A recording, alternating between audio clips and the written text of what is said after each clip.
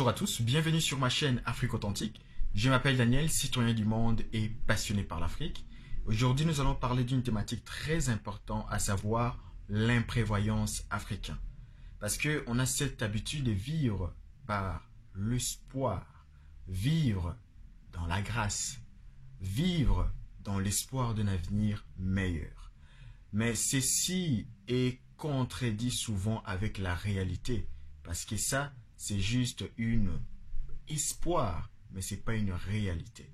Alors, par rapport à la prévoyance, même gouverner, c'est avant tout prévoir. Tous ces sujets seront abordés juste après ça.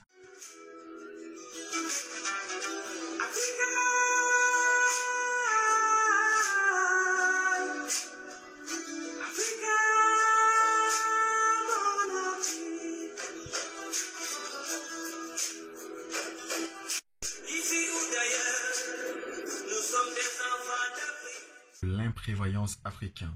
Alors, je pense que l'imprévoyance africaine, si on observe nos pays respectifs en Afrique, on voit que c'est quand même le mot, c'est-à-dire ça devient carrément une maladie, cette imprévoyance au niveau gouvernemental, c'est-à-dire par rapport à nos dirigeants, parce qu'avant tout, gouverner, c'est prévoir. Mais on gouverne sans prévoir, et ça a des catastrophes inimaginable. C'est néfaste que ce soit pour la population, mais aussi dans la vie politique elle-même.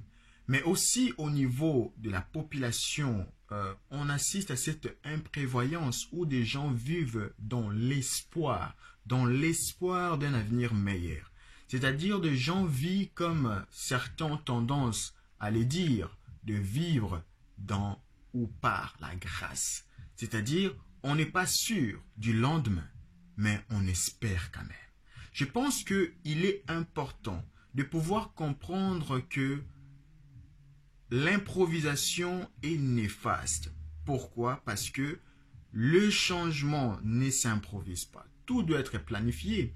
On ne peut pas gouverner que ce soit un pays ou même sa propre vie sans pour autant prévoir les choses. Et ça, c'est important de pouvoir les comprendre d'emblée, que c'est quelque chose de primordial. L'imprévoyance nous pousse parfois à commettre des choses irréparables à cause de l'imprévoyance. Par exemple, au niveau étatique, c'est-à-dire au niveau de l'État, il y a des emprunts qui s'est fait sans pour autant savoir qu'il faudra les rembourser un jour ou une autre. Et ça pousse à condamner les générations futures, parce qu'il y a des gens qui agissaient avec une imprévoyance catastrophique. Et aussi au niveau de la vie de tous les jours, je pense qu'il n'y a rien de pire de vivre dans une imprévoyance totale. C'est-à-dire de ne maîtriser ni le présent ni le futur. C'est-à-dire ce qui se passe demain ou après-demain, ça doit être quand même prévu par rapport à votre budget, par rapport à votre... Donnez un bête exemple. Vous allez voir quelqu'un prendre des responsabilités. Ça peut être des responsabilités familiales, ça peut être des responsabilités au niveau financier, ainsi de suite, mais il ne sait même pas comment rembourser ses prêts, par exemple. Ou quelqu'un, tu vas voir quelqu'un qui s'est marié par la grâce. Il ne sait pas comment nourrir cette femme. Bon, ça c'est quand même des choses privées.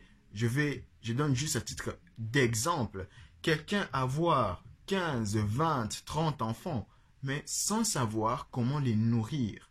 Tout ça, ce sont des imprévoyances qui sont néfastes pour l'Afrique. Nous devons comprendre que, d'abord, diriger, c'est prévoir. On ne peut pas espérer un avenir meilleur sans pour autant prévoir tout ce qu'on peut faire et tout ce qu'on doit faire. C'est-à-dire, on est toujours dans les discours sans action. Au niveau étatique, on a des gouvernements du genre à tout le temps faire de beaux discours, mais qui sont jamais accompagnés par des actions. On assiste à des beaux discours qui sont tout de suite trahis par la réalité sur le terrain. Et puis, au niveau de la population eux-mêmes, ils vivent dans une imprévoyance au niveau même de la descendance, parce que la jeunesse est la clé de toute l'humanité. Je veux dire, dans nos pays respectifs, qu'est-ce que nous faisons avec la jeunesse? Quel avenir nous préparons pour eux? Aujourd'hui, tu vas voir, chaque Africain, il dit que oui, moi, voilà, il sait de se plaindre par rapport à l'Afrique. Mais si tu lui poses la question, qu'est-ce que tu fais, toi, en tant que personne, en tant que fils ou fille de l'Afrique, pour les changements de l'Afrique? Tu vas voir cette personne bégayer, sans savoir quoi répondre. On est toujours dans les réactions au lieu d'être dans l'action. Je pense qu'on doit être acteur de notre propre histoire et non d'être des spectateurs. Parce que l'Afrique, c'est votre histoire. C'est notre histoire. Nous devons incarner et faire de l'Afrique notre plus grande priorité. Que ce soit au niveau politique, que ce soit de nos petites actions de tous les jours, de l'investissement, éduquer notre jeunesse, investir sur eux, investir dans nos pays respectifs.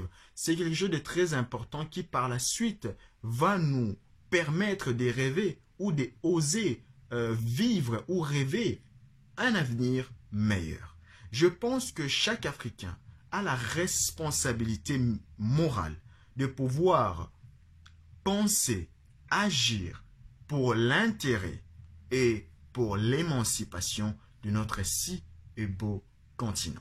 Alors, je pense que vous avez compris en quoi je voulais vous amener à réfléchir aujourd'hui, c'est-à-dire à penser, à prévoir et non à subir des choses qui ne dépendent pas de notre vouloir et de notre volonté.